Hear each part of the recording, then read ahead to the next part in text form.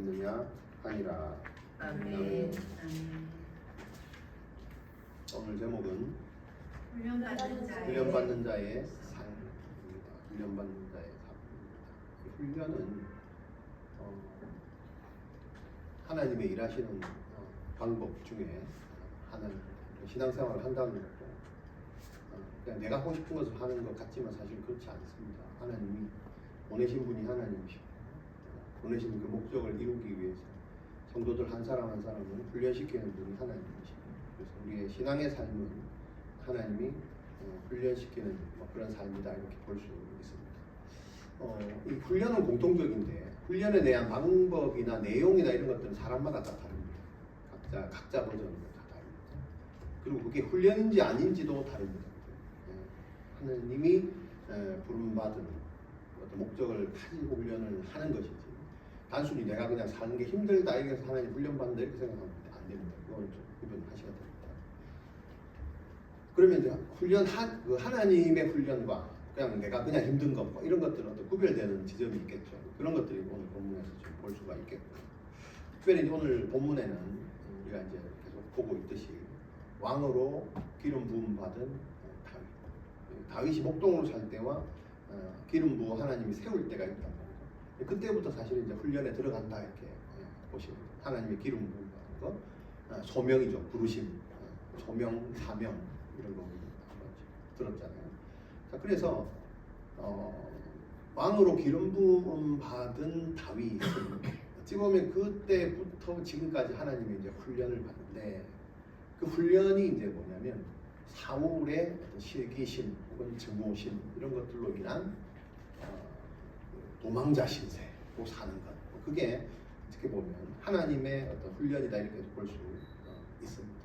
그래서 또 인간인지라 머리로 이해 안 되는 부분도 있고 그래서 억울함도 있고, 왜냐하면 다윗이 잘못한 게 없단 말이죠. 사울이. 그래서 이것을 사울의 아들 요나단에게 자기의 결백을 증명하고 주장하고 했던 거 기억하시죠? 그때 또 요나단은 다윗의 말을 듣고 맞다 같이 동의를 해주면서 안심을 시킵니다. 그러면서 네가 생각하는 일이 절대 일어나지 않을 것이다, 죽음을 당하지 않을 것이다 이렇게 안심을 시킵니다. 그러면서 이제 그 키를 쥐고 있는 그 엉겅퀴와 가시덤불이라고 그러죠. 그 사울. 그러니까 이 사울은 하나님이 사울을 통해서 다윗을 훈련시키는 어찌 보면 도구가 되겠죠. 그래서 그 요나단이 다윗을 이제 변호하러 사울에게 직접 찾아갑니다. 그런데 다윗을 변호했다는 이유로 사울은 자신의 아들 요나단까지 죽이려고 이제 하죠. 그러면서 이제 이것을 안 요나단은 자기도 이제 분노하게 되면서 이런 사실들을 약속대로 다윗에게 이제 알리려고 다시 그 광야로 돌아갑니다. 그래서 약속대로 다윗에게 이제 찾아와서 이 두 사람은 다시 만나서 서로에게 이제 맹세를 합니다. 사실은 다 드러났고, 그러니까 사울이 다윗을 죽이려고 하니 이제 가까이 있을 수가 없는 입장이다. 그래서 서로가 하나님께서 여호와께서 너와 나 사이에, 너와 네 자손의 사이에까지 함께 할 것을 맹세하고 둘은 서로의 길을 갑니다. 그래서 어찌 보면 이 훈련의 시기에 다윗의 입장에서 굉장히 절박한 그 시기에 요나단이라는 사람을 만나서 그나마 위로의 말, 사랑의 말, 우정의 말 이런 것들을 들으면서 행동을 같이 경험하면서 지난주에 했던 그 양파뿌리 같은 그런 어떤 희망 서로에게 또 되어 주죠. 그러면서 이제 우정을 확인하면서 이제 각자의 길로 가는 여기까지 이제 우리 본문을 봤는데, 자 이때부터 이제 다윗의 인생은 본격적인 훈련이 시작이 됩니다. 그러면서 도망자의 신세로 인생을 계속해서 이제 오랜 시간 동안 보냅니다. 그 세월 동안 그 훈련이 혼자 있는 시간이죠. 그리고 생존의 위협을 느끼기도 하고 또 주변의 그 국가들을 갈 데가 없으니까 떠돌게 됩니다. 그러면서 이 절박한 생활을 지속하게 됩니다. 그러면서 이 본문은 상당 기간 이 다윗이 광야에서 주변을 맴돌면서 떠돌이 생활을 했다 이렇게 또 회복을 하고 있습니다. 그러면서 사실 다윗의 신분은 왕으로 기름 부음 받은 이후의 신분이다 말이죠. 그럼에도 불구하고 다윗의 인생에서 아직까지 그 왕으로 기름 부음을 받았지만 왕직을 수행하는 시간이 있다. 그래서 하나님이 그 기간을 훈련의 기간으로 주시는 것 같습니다.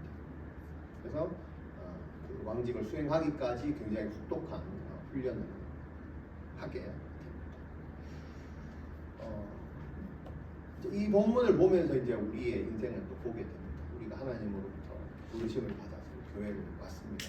그러면 어찌 보면 이때부터 하나님의 훈련이 시작된다 이렇게 보셔야 됩니다. 근데 내가 인정이 안 될 수도 있어요. 뭐 힘들거나 내 뜻대로 안 되거나 이럴 때 이게 무슨 하나님 훈련인가? 어찌 보면 뭐 내가 교회 온 것 말고는 잘못한 게 없는 것 같은 다윗의 심정이 될 수 있다. 그래서 누구한테 이걸 하소연하고 싶고 내 뜻대로 안 되는 이런 것들이 이제 드러나죠. 그래서 좀 비교해서 보시면 좋을 것 같다는 생각이 듭니다. 어찌 보면 뭔가에 계속해서 쫓기는 이런 그 부르심 받은 자의 삶에 쫓기는 아니었을 때가 차라리 좀 편했는데 뭐 이럴 수도 있습니다. 자, 그래서 하나님의 사람으로 뭐 소명을 받은 부르심 받은 거듭남을 입은 사람은 반드시 거쳐야 되는 단계가 바로 하나님 하시는 훈련이다. 그러면서 현재의 다윗도 하나님이 세우시는 그 왕직을 앞으로 수행해 나감에 있어서 그 전조 단계로 계속해서 하나님의 사람으로 준비되는 과정을 거치고 있다 보십니다. 자, 그러면 이런 하나님이 하시는 훈련이 어떤 과정을 거치는지 오늘 본문을 보시면서 우리의 삶에 적용하는 시간 되시길 바랍니다. 자, 첫 번째는 이 두 가지가 계속해서 병행이 됩니다. 우리가 또 사람이지만 하나님의 부르심도 받았지만 내가 살던 삶도 있고 나의 습관도 있단 말이죠. 그럴 때 하나님께 훈련받는 그 삶의 어떤 특징들 보면 오늘 두 가지식으로 계속 나오는데, 자, 도망자의 삶이 나오죠. 도망자의 삶을 살지만 누군가로부터 계속 쫓겨다닙니다. 도망자의 삶을 살지만 또 함께 하나님과 함께하는 삶을 동시에 삽니다. 자, 다시 도망자의 삶을 살지만 하나님과 함께하는 삶을 병행해서 산다 이 말이죠. 이게 훈련받는 자의 삶입니다. 자, 그러면 도망자의 삶을 살고 하나님과 함께하는 삶을 똑같이 받는다. 자, 도망자의 삶이 뭐냐? 외롭다. 외로운 삶입니다. 근데 이제 혼자 도망쳤잖아요, 지금. 자, 그래서 외로운 삶이다. 그래서 다윗도 지금 가족을 떠나왔죠. 심부름 온 상태에서 예를 들면 뭐 떠났다. 가족을 지금 떠나 있고 가장 친한 친구 요나단과도 또 떠났죠. 그리고 지금 나라, 이스라엘이라는 나라도 지금 자기를 어찌 보면 이렇게 환영해 주지 않고 또 거기 가면 내가 죽을 수밖에 없고 또 나의 왕, 지금 현재 이스라엘 왕도 자기를 막 죽이려고. 그래서 모든 것들에서 떠나와 있는 혼자 된 상태다. 어떻게 마음이 어떨까? 굉장히 외롭습니다. 다윗은 여러분 훈련을 받는 삶은요 외로운 삶입니다. 외로운 삶입니다. 웃어도 웃는 게 아니고 먹어도 먹는 게 아니고 그래서 더 많이 먹을 수도 있습니다. 누군가 함께 있어도 함께 있는 것 같지 않는. 어찌 보면 이게 굉장히 이게 사람은 뭔가 부르심을 받는 순간 뭔가 외로움을 그리고 잘 견디는 것도 훈련이죠. 자, 그 다음에 두 번째는 도망자의 삶이 뭐냐? 배고픈 삶이다. 배고픈 삶. 혼자서 막 광야를 떠돌다 보니까 사실은 이 배고픈 허기진 삶이 뭐 육체적으로도 배가 고프고 밥을 안 먹었습니다. 주는 사람이 없습니다. 그 다음에 영적으로, 심리적으로 다 지금 공허하고 허기짐을 느끼는 상태다. 자, 그래서 여기 한번 3절에 보면 높 땅에 와서 아히멜렉에게 찾아와서 뭐라고 얘기하냐면 이제 당신의 수중에 뭐가 있냐? 떡 5덩이와 무엇이나 있는 데는 내 손에 주소서. 배가 고프니까 뭐 있는 거 다 내놔라. 약간 다 먹겠다. 떡이라도 있냐? 달라고 하는 거예요. 여러분 배도 고프고 배가 고프니까 먹을 거 있으면 아무거나 다 내주시오. 맞죠? 영적으로 배가 고플 때도 훈련을 받으면 영적으로 배가 고프거든요. 일반적인 삶을 살 때는 영적인 걸 모르니까 그냥 살잖아요. 근데 훈련을 받으면 영적으로 굉장히 고픈 삶이 갈증이 납니다. 이럴 때 어떻게 해요? 영적으로도 아무거나 있는 대로 다 받아들이고 싶은 마음이 생기죠. 왜? 갈급하니까. 이게 조심하셔야 됩니다. 분별력이 떨어집니다. 이게 진짜 하나님이 훈련시킨 하나님의 말씀인지 아닌지 굉장히 훈련할 때 조심해야 분별력 없이 없고 그런 것을 다 받아들일 수 있습니다. 영적으로 마찬가지, 심리적으로 마찬가지. 외로움을 당해낼 재간이 없는 거죠. 배고픈 삶이다. 그리고 8절에 보니까 굉장히 무력한 삶을 살게 됩니다. 이게 훈련받는 증상입니다. 무력해집니다. 8절에 보니까 뭐가 없어요? 다윗이 아히멜렉에게 이르되 여기 당신의 수중에 창이나 칼이 없나니까. 지금 전쟁 중이고 자기 목숨이 위태위태한 상황에 뭔가 자기를 방어할 수 있는 무기가 단 하나도 없는 상태죠. 이런 것들이 여러분 훈련하는 상태입니다. 내가 나를 보호할 수 있는 어떤 무기 같은 게 전혀 없는 상태. 굉장히 무력감을 느낍니다. 비교도 되고 남들은 뭐가 다 있는데 나는 아무것도 없네. 교회 다닌다고 뭐가 별 수 없네. 이런 굉장히 뭔가 사회적으로도 무력함을 느끼고, 또 전쟁에서의 무기는 가장 중요한 거잖아. 내가 인생을 사는데 가장 중요한 게 빠진 것 같은 느낌이 듭니다. 이게 훈련의 증상. 예수 믿는데 왜 이렇게 뭐 중요한 게 빠져 있나? 돈이 필요한데 왜 돈이 없노? 이런 겁니다. 그래서 뭡니까 지금? 칼이 있습니까? 돈이 좀 있습니까? 빌리러 다니는 거잖아요. 그런 삶. 굉장히 무력감을 느끼는 삶. 그러면서 이 훈련받는 삶은요, 굉장히 늘 한 번만 없는 게 아니고 늘 뭔가 없는 것 같은, 없을 것 같은, 이제 이런 삶을 살게 됩니다. 자, 그리고 12절입니다. 12절에 보면 두려움입니다. 두려움이 가득한 삶. 갑자기 두려워집니다. 예수 믿으면 영적으로 충만해가지고 막 할렐루야 하면서 다닐 것 같은데 그렇지 않습니다. 굉장한 두려움이 있습니다. 왜냐하면 하던 짓을 안 하니까. 그렇잖아요. 세상적인 거 할 때는 몰랐는데 갑자기 그걸 뭐 끊기도 하고 절제하기도 하고 하면 그것이 상대적으로 내가 그런 일에 노출되어 있는 사람으로서 그게 안 될 것 같은 시간이나 이런 것들. 뭐 주일도 뭐 이렇게 고사하고 막 무슨 일을 하다가 갑자기 주일은 쉽니다 하고 딱 끊고 교회를 열심히 다니고 하면 그때 내가 뭔가 하지 못했던, 보상받지 못했던 어떤 그런 느낌들이 있다. 세상이 나보다 앞서가는 것 같고 내가 뒤처지는 것 같고 이런 거에 대한 굉장한 두려움이 있습니다. 그래서 여기 12절에도 봐도 다윗이 이 말을 그의 마음에 두고 가드 왕 아기스를 심히 두려워했다 이렇게 나오죠. 그러니까 사람을 두려워하고 세상을 두려워하고 이렇게 나옵니다. 여러분 아는 다윗이 어떤 사람이었습니까? 이스라엘 모든 사람이 두려워했던 골리앗도 두려워하지 않았던 사람인데 지금 어떻게 됐어요? 그냥 일개 나라의 왕 한 사람을 심히 두려워하는 사람이 되버리죠. 이게 이제 훈련에 들어가는 이렇게 됩니다.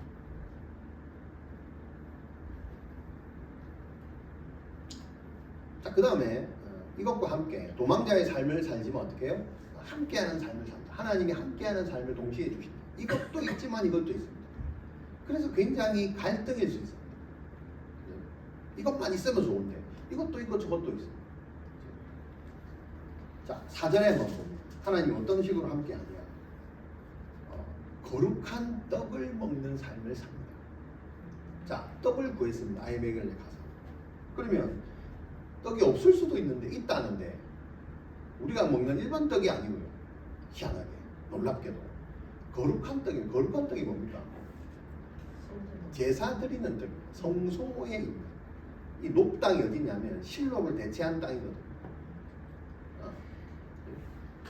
하나님, 이스라엘의 하나님의 그 성전과 성소가 있는 거기입니다. 거기에 제사장이 있고요. 거기를 찾아간 겁니다. 거기에 뭐가 있어? 먹을 건 없는데 제사장 그 성소에 놨던 그 6개 떡이 있잖아요. 그게 있는 거예요. 근데 그게 일주일마다 이걸 바꿔야 되거든요. 오래되면. 그 바꾼 떡이 남아 있는 거예요. 근데 그 떡은 원래 율법에는 누가 먹어야 돼? 제사장만 먹을 수 있습니다. 그 떡이 있으니까 그 떡이라도 주겠냐? 사실은 이게 불법입니다. 줘서도 안 되고 준다고 먹어서도 안 된다. 왜? 제사장을 위한 떡이에요. 하나님께 드리는 게 아니고 제사장에게 주는 거거든요. 제사장이 먹어야 되는데 지금 배가 고프니까. 근데 중요한 건 이 떡을 이 떡을 이제 주는 거죠. 이게 이제 뭘 의미하냐? 하나님과 함께 한다는 거죠. 거룩한 삶을 사는 거예요. 구별된 삶. 왜 일반 떡이 없고 하필 거룩한 떡밖에 없냐는 거예요. 다윗의 이 위기 상황에서의 생명을 유지할 수 있는 떡은 무슨 떡이에요? 세상의 떡이 아니고 하나님의 있는 성소의 떡이다. 말씀의 떡이. 여러분 훈련받는 삶은요 그런 삶. 말씀의 떡, 구별된 떡을 먹고 사는 삶이 훈련된 떡. 이게 훈련입니다. 그러면서 세상에 구별된 것으로 먹이시는 하나님을 봐야 됩니다. 자신을 먹이는 것. 그러니까 배도 고프지만 그죠?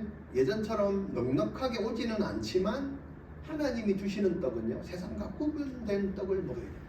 이 과정이 훈련이다 이 말이에요. 근데 이게 힘들어요. 이게 갈등이에요. 맛은 없는데 안 먹으면 죽을 것 같고 이런 갈등이에요. 네. 근데 그거를 견디는 거예요. 세상의 것이요 별로 마음에 안 듭니다. 그죠? 직장에 가도요 뭐 직장 생활이나 뭐 열심히 한 만큼 대가가 오지 않는 것이나요. 이게 자꾸 훈련받는 삶이에요. 내가 뭘 잘못해서 그런 게 아닙니다. 공부를 해도요 뭐를 해도요 이게 아까 갈증이 난다. 이 갈증이 채워지지가 않습니다. 근데 이 두 가지가 있어요. 갈증도 있지만 하나님이 채우는 것도 있다는 것을 명심을 하셔야 됩니다. 자, 두 번째는요 하나님이 함께하는 삶이 뭐냐? 성결의 삶. 자, 돌발 사항이 일어났습니다. 갑자기 떡을 달라 하니까 떡이 먹는 떡은 없는데 성소의 떡은 있다. 그럼 이걸 먹으려면 제사장이 또 얘기하죠. 성결해야 된다. 성결해야 된다. 그래서 이제 누가 이제 혼자 온 줄 알고 왜 혼자 왔냐 이렇게 물었죠. 사실은 심부름으로 왔고 내 혼자 급히 여기 왔고 사실은 나와 같이 온 사람이 어디 있다 이런 뉘앙스로 이제 얘기를 사실 다 거짓말입니다. 그래서 이제 어떻게 이걸 먹으려면 니도 먹지만 니가 온 사람도 같이 먹으려면 그 사람들이 성결하지 않으면 율법에 걸리잖아요. 그래서 지금 이 제사장이 성결을 말합니다. 그래서 뭐 여자와 함께 하지 않은 이렇게 얘기를 하거든요. 그 이유가 이제 성결을 말해요. 근데 당연히 전쟁에 나간 사람들 여자를 가까이 할 지금 이유가 없잖아요. 그래서 이제 이 성결을 말하는데 사실은 훈련을 받는다는 것은 굉장히 성결한 삶입니다. 이제 훈련을 힘들게 하는 이유도요. 굉장히 성결하고 세상과 구별되기 때문에 훈련을 하는 겁니다. 그거 자체가 사실은 성결입니다. 그죠? 우리가 군대를 가잖아요. 집에서 훈련받지 뭘 군대까지 가요. 군대를 간다는 건 뭐예요? 세상과 그죠? 구분된 거잖아요. 구별해서 훈련을 받는 거거든요. 그 구별됐다는 것 자체가 훈련이라는 것 자체가 군대에 입대했다는 것 자체가 뭡니까? 그 성결을 포함하는 겁니다. 하나님 그렇게 훈련을 시키는 거죠. 그럼 이거는요. 그때 당시만 그런 게 아니고 매일매일의 훈련받는 매일매일의 삶이 하나님 앞에서 성결이다 이렇게 보는 거예요. 그렇게 하나님이 다윗을 훈련을 시킨다.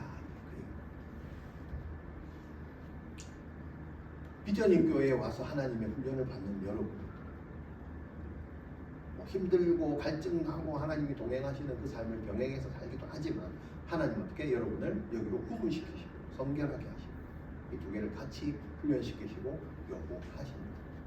그리고 1절에 보니까 다윗이 어디로 갔어요? 높당에 가서 제사장에게 이르렀다 이렇게 했죠. 아까 높당 얘기했죠. 여기는 어떤 성경, 그다음에 어떤 종교적인 중심지입니다. 실로에서 이쪽으로 옮겨온 것이고 이 안에 성막이 있고 제사장. 그러니까 다윗은요 이렇게 하는 거예요. 어떻게 훈련을 받느냐? 가장 힘들 때 제일 먼저 찾아간 곳이 어디예요? 성전이 있는 거예요. 이게 여러분 훈련받는 자세입니다. 우리는 힘들면 어디 가요? 잠수를 타죠. 그렇죠? 힘들면 잠수함을 타고 친구를 찾아가고, 그죠? 외로워서 다른 데서 외로움을 달래기 위해서 뭔가를 찾아가고, 세상 사람들은 술집을 찾아가고, 뭘 찾아가고. 훈련을 받는다는 것은 내가 가는 곳이 다릅니다. 하나님의 성전이 있는 곳. 성전이 있는 곳을 다윗이 갔다는 것은 뭐를 의미하냐? 여기는 안 나타나는데 다음 장에서 나타납니다. 하나님께 물어보고 응답을 구하고 이거 하고 간 거예요. 22장에 나옵니다. 그 말은 반대로 얘기하면 하나님이 훈련시키시는 하나님 입장에서 보면 이런 위기 상황에 몰린 다윗을 어떻게 해요? 하나님 앞으로 인도하시는 분이잖아요. 그 발걸음을 인도하시는 분이 하나님입니다. 여러분 훈련은 딴 게 없습니다. 뭐 내 삶의 결과가 좋고 안 좋고가 아니고요. 내 발걸음이 하나님 앞에 있는가가 훈련입니다. 그걸 확인하는 것이 훈련. 오늘도 그죠? 내가 비전인 교회 성도로 부르심 받은 자로 사명자로 하나님 앞에 있는가? 이게 훈련입니다. 엄청난 성과를 낸 거다. 내가 언제나 어디를 가도 그곳이 하나님 앞인가? 그것이 하나님의 성전인가? 하나님께 묻고 있는가? 이걸 확인하는 게 하나님이 함께하는 삶. 다윗에게 지금 그거 훈련시켜요. 왜냐하면 왕직을 수행해야 되잖아요. 여러분 왕은요 모든 걸 다 누릴 수 있는 사람이잖아요. 마음만 먹고. 어찌 보면 하나님 앞에서 가장 모르게 하나님을 떠날 수 있는 사람이 또 어떻게 보면 다 할 수 있잖아요. 근데 왕궁을 하나님의 성전으로 만들 수 있는가? 이거는요 훈련이 아니면 안 됩니다. 가정을 살리고 학교를 살리고 여러분의 가정이 살린다는 것은 거기가 성전이 되면 됩니다. 학교가 성전이 되면 됩니다. 그 훈련을 시키는 겁니다. 자, 두 번째로요. 훈련받는 자의 삶은요. 두 가지입니다. 거짓말하는 삶도 살지만 능력도 주시는 삶입니다. 극과 극이죠. 훈련은요. 극과 극의 삶이 내 삶에 오는 겁니다. 도망도 다니지만 하나님도 함께합니다. 희한합니다. 거짓말도 하는데 능력도 같이 주십니다. 자, 무슨 거짓말을 했을까요? 2절에 보니까 다윗이 노베에 가서 아히멜렉을 찾아갔잖아요. 다윗이 뭐라 하면 2절에 보니까 다윗이 제사장 아히멜렉에게 이르되 왕이 내게 이를 명령하고 이르시기를 내가 너를 보내는 것과 내게 명령한 일은 아무 사람에게도 알리지 말라 하시고 내가 나의 소년들을 이러한 곳으로 오라고 말하였다. 혼자 와놓고 쫓겨 와놓고 갈 데 없어서 와놓고 뭐랍니까? 왕이 사울이 나를 뭔가 임무를 그죠? 조각은 내가 급하게 왔고 소년들이 저기 있는데 나 혼자 지금 여기 혼자 지금 급하게 온 거다. 이렇게 뭐래요? 거짓말을 하죠. 그죠? 여러분 삶이 급하면 목숨이 위태위태하는 사람이요 생각대로 안 되고 본능대로 됩니다. 푹 나왔을 거예요. 근데 여기서 입장에서 보면 여기 보면 1절에 보니까 아히멜렉에 갑자기 갔는데 아히멜렉이 어떻게 해요? 반가워했어요? 왜 떨었을까? 사람을 보고 왜 두려워 떨어요? 지금 제가 있나? 네? 아히멜렉도 지금 사울과 다윗의 관계를 알아 몰라? 알아요. 그죠? 사이가 좋으면 같이 왔을 거 아니에요. 뭔가 사이가 안 좋으니까 혼자서 이렇게 허겁지겁 왔겠지. 그래서 어떻게 혼자 왔냐? 어찌 보면 네가 왕을 이어야 될 기름 부은 사람인데 내가 아는데 제사장이니까 알 거 아니에요. 근데 왜 네가 왕의 신부를 이제 해야 될 사람이 왜 이렇게 홀몸으로 다니냐? 그죠? 이렇게 물었을 거 아니에요. 그게 하나 있고요. 그 다음에 우리 한번 이전에 보면 이런 게 있어요. 갑자기 사무엘하고 이게 다윗하고 뭐 이렇게 제사장들이 자기 나라에나 자기 마을에 들어닥치면 어떻게 돼요? 별로 좋은 게 아니에요. 제사장들이 어떻게 혼내러 오거나 그런 식으로 온단 말이에요. 그래서 또 겁먹는 거예요. 왕이 갑자기 마을에 들어닥친다. 좋기도 하지만 그죠? 뭔가 잘못되면 바로 찍혀버리면 한마디 하면 날아가 버리잖아요. 네, 뭐 여러 가지 의미가 있습니다. 자, 근데 다윗은 이제 거짓말을 하죠. 근데 또 이 거짓말을 아히멜렉이 많은지 모르는지 또 이렇게 먹힙니다. 거짓말. 네. 그리고 또 있습니다. 8절에 보니까 다윗이 아히멜렉에게 이릅니다. 여기 당신의 수중에 창이나 칼이 없습니까? 하면서 그죠? 내가 급해서 이게 말을 어차피 처음 속이니까 계속 속이게 됩니다. 한 번 속이면. 그래서 여러분 급할 때는 정직해야 됩니다. 급할 때는 처음부터 정직해야 돼요. 그래야 뒤탈이 없습니다. 한 번 거짓말하면 그 거짓말에 또 거짓말을 계속해서 이어나가요. 왕의 일이 너무 급해서 내가 칼과 무기를 다 놓고 왔다. 이 말이 돼요? 아무리 급해도 군인은 총을 챙겨야 되는데 무기를 챙겨야 됩니다. 이 말 자체가 안 되는 거예요. 근데 이게 이제 거짓말을 계속 하다 보니까 계속 이게 나오는 거예요.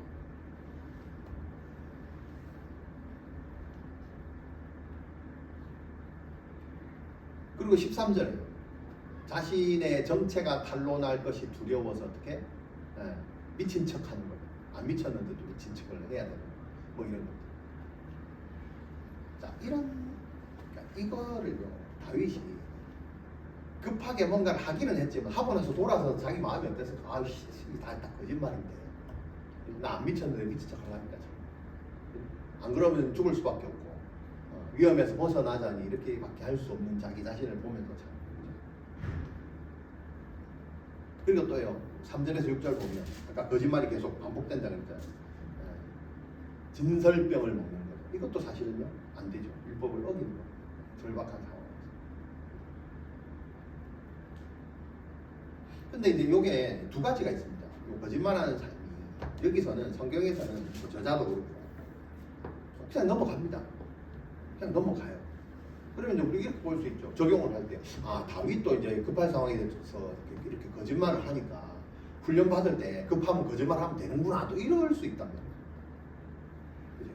근데 그렇게 되는 게 있고 되지 않는 게 있습니다. 이걸 잘 분별하셔야 돼요. 그럼 그게 뭐가 기준이냐? 그건 하나님 마음. 하나님 마음. 성경을 보면 알 수 있습니다. 이 성경 신약 성경에 마태복음 2장 22절 이렇게 보면 예수님이 사복음서에 여러 군데 나옵니다. 예수님이 다윗이 그 진설병을 먹은 일에 대해서 인정을 합니다. 그럼 된 거잖아요. 자, 근데 또 이제 요 이어서 나옵니다. 22장 이렇게 나올 때 뭐냐면 이런 다윗이 거짓말로 인해서 지금 이 지역에 있는 모든 제사장들이 다 몰살을 당합니다. 이런 사건이 일어납니다. 그 나중에 다윗이 뉘우칩니다. 그래서 그렇습니다. 하나님 인정합니다. 이런 글들을 보고 급할 때 거짓말 해야 되는데 이렇게 적용하면 안 된다. 물론 하나님이 인정할 때는 사람 급한 어떤 그 상황을 그 규율을 보다 율법이 계속해서 변한다 그랬잖아요. 그래서 하나님이 그 사람을 인정하는 그 하나님의 어떤 손길 때문에 은혜 때문에 그런 거지. 그게 모든 사람에게 있어서 당위성이 되면 안 된다. 그런 것들을 지금 보여주고 있습니다. 자, 그리고 다윗은 거짓말하는 삶도 살지만 또 능력을 체험하는 삶도 하나님의 능력을 체험. 이게 뭐냐면 아까 이제 그 진설병을 먹었다 이렇게 또 됩니다. 이게 뭐냐면 진설병은 어디에 있는 거예요? 세상과 구별되는 거잖아요. 하나님이 그걸 먹이시기 위해서 그걸 딱 준비해 놓은 거예요. 제사장이 먹기 전에 와서 그걸 먹을 수 있도록 준비해 놓은 거예요. 진설병은 어디 있다고요? 하나님의 성소 안에 있는 거예요. 그걸 먹었다는 것은 뭐예요? 하나님의 임재 가운데 보호를 하시겠다는 어떤 약속을 의미합니다. 다윗이 비급한 상황에 어디로 달려왔어요? 하나님 앞에 달려왔더니 하나님이 떡을 주시면서 내 안에 거하라. 이런 약속을 이런 약속들이 다윗에게는 자신의 능력이 하나님의 능력이 되고 능력을 입은 게 됩니다. 그리고 9절에 보니까요. 뭐가 있어요? 칼을 구할 때 칼이 없을 수도 있는데 희한하게 뭐가 있었어요? 내가 골리앗에게 이겨서 전리품으로 받았던 그 칼을 여기에 보관을 하고 그 칼을 받은 그 칼은 무슨 칼이에요? 하나님의 도우심으로 믿음으로 그죠? 적장 골리앗을 이기게 하신 하나님의 능력을 상징하는 칼이단 말이에요. 그것을 지금 다윗이 받은 거잖아요. 이 하나님의 손길. 그래서 여러분 이런 두 사건들은요, 진설병 사건이나 이 칼 사건은 어찌 보면 다윗의 도덕성 그것보다 하나님 인정하시는 것, 우리의 도덕성도 굉장히 중요한데 다윗이라는 그 사람, 그 부르심 받은 그 사람을 먼저 돌보시는 하나님의 손길, 이게 은혜입니다. 그래서 하나님만 이걸 가능하다. 우리가 당위로 생각하면 모든 사람이 다 그렇게 하면 되겠구나. 그렇지 않습니다. 왜냐하면 다르게 생각하면 이럴 수 있습니다. 다윗은 범죄한 거죠. 진설병 먹으면 안 되잖아요. 율법 어긴 거잖아요. 율법 어겼다. 그죠? 그래서 우리도 다윗이 먹었으니까 우리도 율법 어기면서 해도 되겠다. 이러면 안 된다. 또 두 번째예요. 칼요. 여러분, 다윗이 어떤 사람이에요? 골리앗과 싸울 때 지가 칼로 갔어요. 사울이 주는 칼도 뭐 무거워서 안 했다는, 지금 골리앗이 든 칼 얼마나 무거워요. 갖고 가잖아요. 이게 뭐예요? 골리앗 이길 때 뭘로 했어요? 나는 니는 칼과 단창으로, 나는 하나님의 말씀으로 간다. 왜 지금은 말씀으로 안 가요? 왜 지금은 칼이 필요해요? 그 얘기죠. 믿음이 더 약해진 거잖아요. 그러니까 이게 당성으로 가면 안 돼요. 하나님의 은혜로 가요. 여러분, 훈련은요, 하나님의 은혜로 내 삶에서 분별하는 겁니다. 그래서 이게 동시에 두 개가 같이 있다. 절박함 속에서도 주시는 하나님의 은혜가 있다. 이 두 개를 잘 분별하셔야 돼요. 안 그러면요 그냥 세상적으로 훅 나가버립니다. 다윗이 그랬으니까 에라 모르겠다. 나도 뭐 진설병 먹잖아. 칼이 뭘 상징합니까? 세상의 어떤 힘을 상징하는 거잖아. 그것 들고 이제 다윗이 가네. 나도 그냥 그걸로 가자. 전쟁은 칼로 하는 것이네. 그죠? 그렇게 적용할 수 있잖아요. 그게 아니다. 은혜의 손길이다. 하나님이 골리앗을 이겼을 때 믿음을 다시금 강조하겠고 그 하나님의 손길을 상징적으로 지금 그 칼로 인해서 갖고 있는 것이다. 이것을 기억해야 된다. 이게 하나님의 능력이다. 하나님의 능력은요 훈련받는 삶이요 뭔가 성과를 내는 게 아니고 하나님의 임재, 하나님의 이 은혜를 제대로 아는 것이 하나님의 훈련입니다. 자, 세 번째 훈련받는 자의 삶. 자, 또 두 가지입니다. 죽을 고비를 넘기지만 하나님의 보호도 받는 삶을 말합니다. 극과 극이죠. 죽을 만한 위기 상황 속에서 하나님의 보호를 받는다. 자, 그러면 다윗에게 있어서 죽을 고비를 넘기는 건 뭐예요? 이 높 땅에 있는 아히멜렉 제사장 아히멜렉을 찾아가는 거 1절에 나옵니다. 이거 자체가 뭡니까? 죽을 고비를 넘기는 삶. 왜냐하면 선택의 여지가 없어요 지금. 그리고 여러분 얼마나 급했냐면 이거죠. 얼마나 죽음의 위기에 다윗도 급했냐면 다른 여러분 도망을 가려면 좀 제대로 가야 되잖아. 멀리 아무도 없는 곳에. 여러분들 지금 도망가세요 하면 어디로 가요? 깊은 산속으로 가거나 아무도 안 보이고 이런 데 가는 게 정석이잖아. 근데 얘는 어디 갔어요? 지금 사울이 어디 있냐면 기브온에 있거든요. 기브아로 갔잖아요. 여기하고 불과 4km밖에 떨어져 있지 않아요. 4km면 걸어서 1시간 거리요. 이게 무슨 도망이냐? 바로 옆인데. 그죠? 군대를 보내도 그죠? 빠른 걸음으로 1시간 전에 도착해서 잡을 수 있는 거리에 도망이라고 와 있는 곳이 얼마나 급했으면 그냥 따로 간 거예요. 그리고 여기에 다윗이 높 땅에 제사장이 누구냐? 아히멜렉이 있다. 여러분 아히멜렉을 잘 모르시는데 제가 설명하면 할 거예요. 아히멜렉은 엘리 자손입니다. 엘리의 후손. 엘리 제사장 알잖아요. 그죠? 엘리 제사장이 어떤 사람이에요? 사무엘상 2장에 저주받은 홈리와 비아나스 다 죽고 하나님 저주를 하죠. 여러분 저주받은 자의 집안을 전체를 몰살시키겠다. 너희 제 어른이 없겠다. 이런 하나님이 재앙을 내린 그 제사장이란 말이에요. 그 후손이란 말이에요. 그 누구야? 비느하스의 손자란 말이에요. 그 제사장한테 도움을 받으러 가요. 근데 아까 그랬잖아. 그 저주로 말미암아 어찌 보면 모든 제사장들이 다 학살당한단 말이에요. 얼마나 급했으면 이런 거 저런 거 안 따지고 어떻게 그런 저주받은 제사장의 집으로 찾아갔겠냐 말이죠.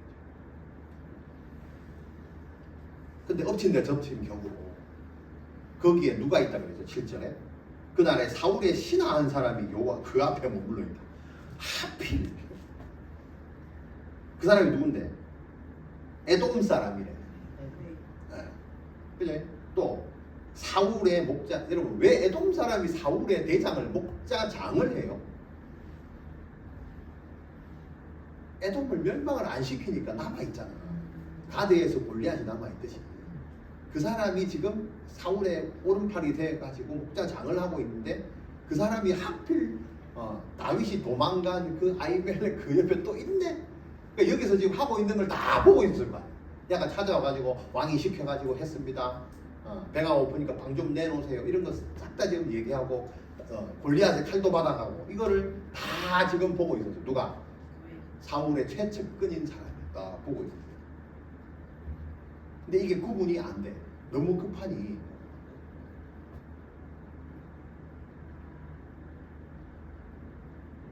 그래서 이걸 빨리 챙겨가지고 이제 도망을 가요. 뭔가 이렇게 분위기가 심상치 않아. 빨리 도망을 갔어요.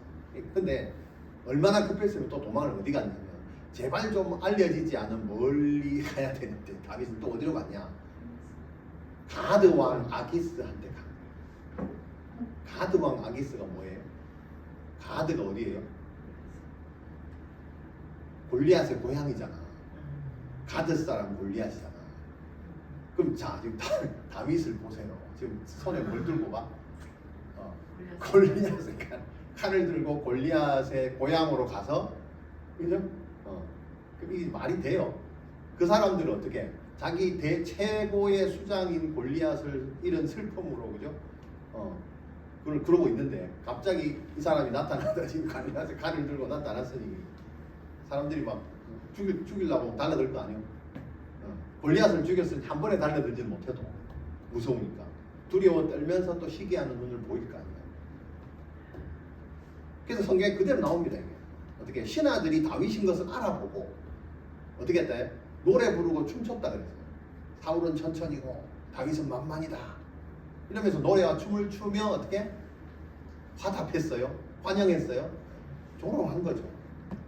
죽이지를 못하니까, 겁나니까. 골리앗을 죽였으니 실력이 얼마나 칭찬할까 싶어서 감히. 그래서 그렇게 조롱을 하는 거예요. 여러분 근데 이게 참 재밌는 게요. 하나님이 참 이게 훈련이 맞는 게 이런 거예요. 여러분 다윗이 지금 신분이 어떤 신분이에요? 액면상으로는 도망자지만 실제는 하나님께 기름 부은 사람이에요. 왕이잖아요. 근데 이 왕을 누구는 몰라요? 하나님의 사람들은 몰라. 백성들은 몰라. 이스라엘 백성들은 오히려 잡으러 가고 죽이려 하고, 오히려 적군인 이 블레셋 사람들은 다윗을 딱 보고 한눈에 저거 이스라엘 왕이잖아 이렇게 얘기하잖아요. 이게 참 희한합니다. 소문이 여러분이 훈련을 받고 있다는 사실을, 그죠? 우리만 모르고 여러분만 모르고 다른 사람은 다 압니다. 그래서 어찌 보면 훈련의 삶이 더 힘듭니다. 너 교회 다니잖아. 너 교회 다니잖아. 이 얘기잖아요. 교회 다닌대요. 교회 다닌대요. 그죠? 사울은 천천히고 다윗은 만만이래요. 교회를 열심히 다닌대요. 내가 아는 사울보다 이 애는 교회를 더 열심히 다닌다며. 지금 소문내고 조롱하고 있는 거죠. 여러분 훈련 받으면요 그런 삶을 살아요.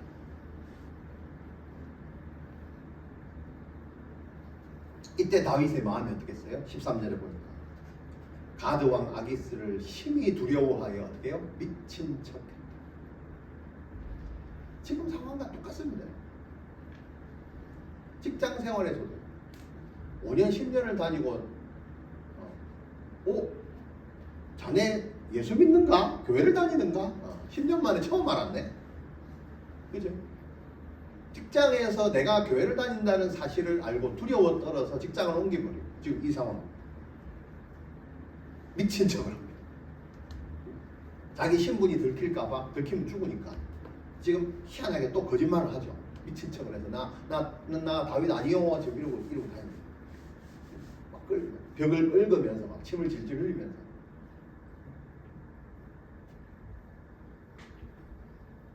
아까 얘기했죠. 사람이 죽을 위기 오고 마음이 다급해지면 어떻게 돼요? 생각대로 배운 대로 안 되고요. 본능대로. 다윗이 지금 이런 절박한 상황 가운데 있다. 근데 중요한 건 이렇게 하나님이요 훈련을 시키신다. 이걸 지금 다윗은 정말 처절하게 견뎌내고 있습니다. 거짓말도 하고 은혜도 받고 함께 하심도 경험하고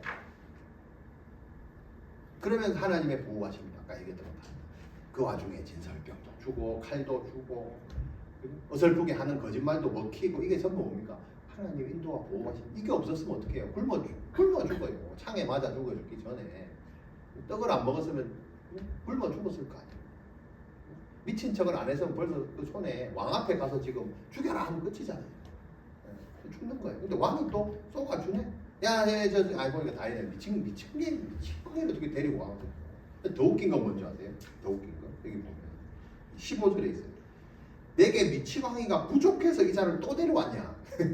지금 블레셋에 미친 놈들이 너무 많아요. 왕이 볼 때. 그러니까 이게 먹힌 거예요. 아우 지긋지긋하다. 우리 주민들도 미쳐가지고 날뛰는데 또 미친 거 또 하나 데리고 와가지고 모르겠다. 그래서 중요한 건 쟤는 확실히 다윗이 아닌 것 같다. 쫓아라. 그래가지고 간 거잖아요. 그럼 이거는요 하나님의 인도하십니다. 지가 아무리 미친 짓을 한다고 여러분 다윗이 아는 게 여러분. 근데 가까운 사람이요 본 사람이 미친 짓을 한다고 그게 아닌 게 믿어져요? 안 믿어져. 하나님이 눈을 멀게 하지 않아요. 다윗이 물매를 던진다고 그게 맞습니까? 물론 그럴 수는 있습니다. 덩치가 크니 뭐 아무 때나 던지도 맞겠네 뭐 이런 희망은 가질 수 있으나 그래도 훈련된 군인이잖아요. 그 던진다고 그게 막요 앞에 방패 든 자가 방패만 조금 올려도 방패에 맞고 떨어질 건데 전쟁이 나면 그 방패를 딱 올리면 골리앗이 안 맞는단 말이에요. 근데 그래도 맞아가 한 방에 죽었다는 것은 하나님이 역사했단 말이에요. 이게 뭡니까? 말도 안 되지만 하나님의 보호하심이 다윗 속에 있다. 그러면 이거는 무조건 하나님이 훈련하시는 과정이다. 저와 여러분의 삶도 마찬가지입니다. 내 신분은 원래 신분은 하나님께 기름 부음을 받았다 해요. 나는 원래 이제는 신앙생활을 하는 사람이고 기름 부음 받은 사람이고 나는 사명자로 살아가는 사람인데 세상에 나가면 어떻게 해요? 숨어 지내야 되고 도망자처럼 살아야 되고 혹은 주변 국가로 도망 다녀야 되는 그런 삶을 살잖아요. 지금 우리 삶과 똑같아요. 밖에 나가서 내가 예수 믿는다고 또 하나 얘기하지 못하는 삶을 산다. 왜? 생명의 위협을 느낀다. 다윗에게 이 험난한 광야 생활, 자기 인생에서 전체로 봤을 때는 결코 이게 의미 없는 그냥 흘러가는 시간입니다. 하나님이 분명하게 미래의 왕으로 훈련을 시킵니다. 성경을 통해 우리는 알 수 있습니다. 하나님 이 과정을 통해서 이 연단의 시간을 통해서 다윗은 다른 건 몰라도 하나님과 관계가 더 끈끈해지고 더 깊어지고 그리고 자기 신앙도 더 깊어지겠죠. 이 모든 것은 하나님이 나와 다윗과 함께 하셨음을 깊이 뼈저리게 깨달은 그 하나님, 그 다윗이 아니겠습니까? 중요한 건 다윗이 이때 뭘 기록했냐? 시편을 기록했어요. 네. 그것이 찾아볼까요? 시편 34편 찾아봅시다. 시편 34편 그리고 시편 56편을 이때 기록을 합니다. 하나님이 훈련이 아니었습니다. 은혜를 몰랐습니다. 이때 이런 시를 쓰고 싶었을까요? 그렇지 않겠죠.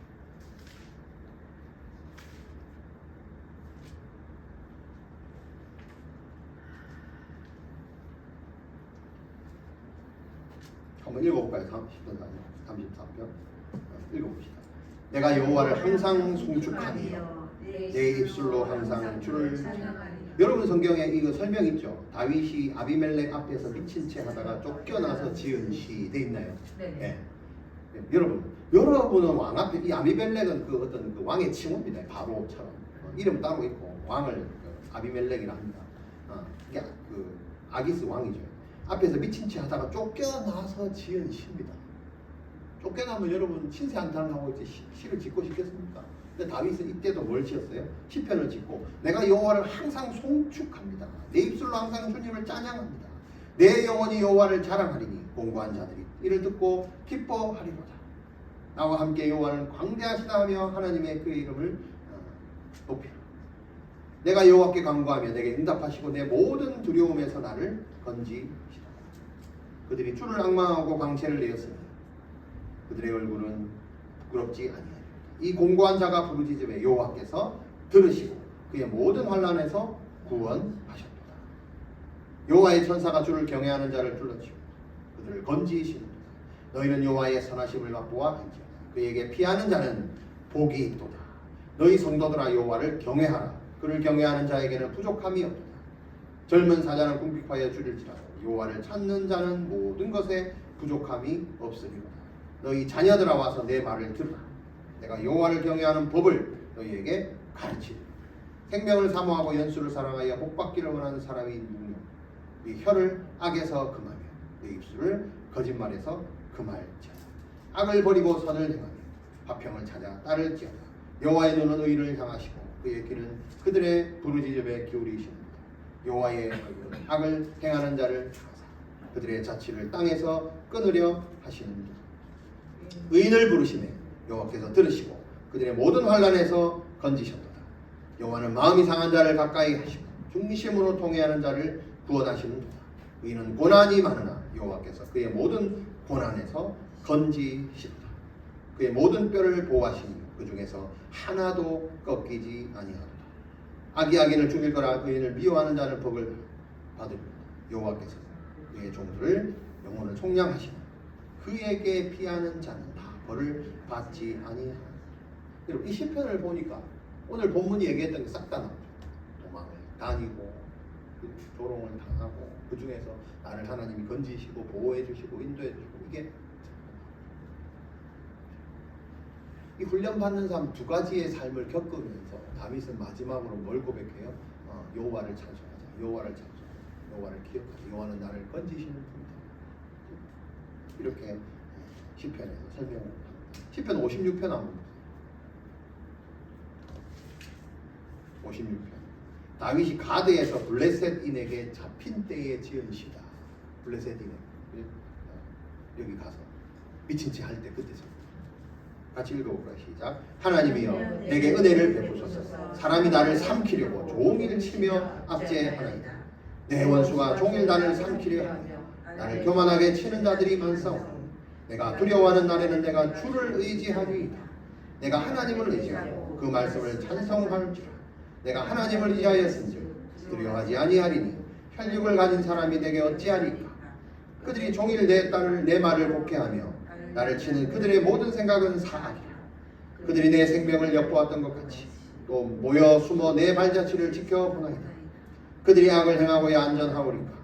하나님이여 분노하사 뭇 백성을 낮추소서. 나의 위대함을 주께서 계시하셨사오니 나의 눈물을 주의 병에 담으소서. 이것이 주의 책에 기록되지 아니하였나이까. 내가 아뢰는 날에 그들이 물러가리니 이것으로 하나님이 내 편이심을 내가 아나이다. 내가 하나님을 의지하여 그의 말씀을 찬송하며 여호와를 의지하며 그의 말씀을 찬송하리로다. 내가 하나님을 의지하였은즉 두려워하지 아니하리니 사람이 내게 어찌하리이까. 하나님이여 내가 주께서 원함이 있사온즉 내가 감사제를 주께 드리리니 주께서 내 생명을 사망에서 건지셨으니 주께서 나로 하나님 앞 생명의 빛에 다니게 하시려고 실족하지 아니하게 하셨나이까. 여기 보면 다윗의 신앙을 그냥 한마디로 다 어떠한 상황에서든지 다윗은 항상 마지막에 훈련받는 자의 삶, 하나님을 찬양하고 경외합니다. 하나님으로부터 이 훈련받는 자의 삶, 감사와 찬양을 드리는 사람입니다. 여호와의 이름을 부르는 자, 여호와를 경외하는 사람입니다. 선을 행하는 사람, 여호와께서 건져주시는 사람, 은혜를 입은 자라고 말하고 있습니다. 주를 의지하는 사람, 하나님이 내 편이다 이것을 알고 있는 사람이 훈련받는 사람. 자기의 생명을 사망에서 생명으로 건짐을 받아서 다시는 실족하지 않는 자. 하나님은 사명자로 세움받은 자, 이런 사람들을 훈련하시는 게 하나님의 특징입니다. 그래서 그 훈련 속에서 하나님이 동행하심과 하나님의 능력과 하나님의 보호하심을 받아 누리는 우리 비전인교회 훈련받는 성도님들 되시기를 주의 이름으로 축원합니다. 기도합니다. 하나님 감사합니다. 오늘 다윗의 그 훈련의 인생을 보면서 우리의 인생과 참 닮아 있다는 생각을 하게 됩니다. 여러 가지 죽음의 위협과 어려움들 이런 것들을 반복해서 겪어내는 무엇에 힘든 것에 쫓겨다니는 인생, 도망자의 인생, 내 삶의 인생, 과거에 쫓겨다니는, 상처에 쫓겨다니는 인생, 또 하나님과 함께 하시는 인생으로 바꿔주시는 훈련을 살게 하셔서 감사합니다. 내 삶에서 그것을 보게 하셔서 감사합니다. 하나님이 내 삶에 주관하시고 나를 부르신 바 되어서 나를 훈련시켜 주셔서 얼마나 감사한지 모르겠습니다. 내가 어려운 삶이 있다 하더라도 여호와를 경외하며 하나님을 섬기며 하나님을 믿으며 말씀에 의지하는 생활 하게 하여 주시옵소서.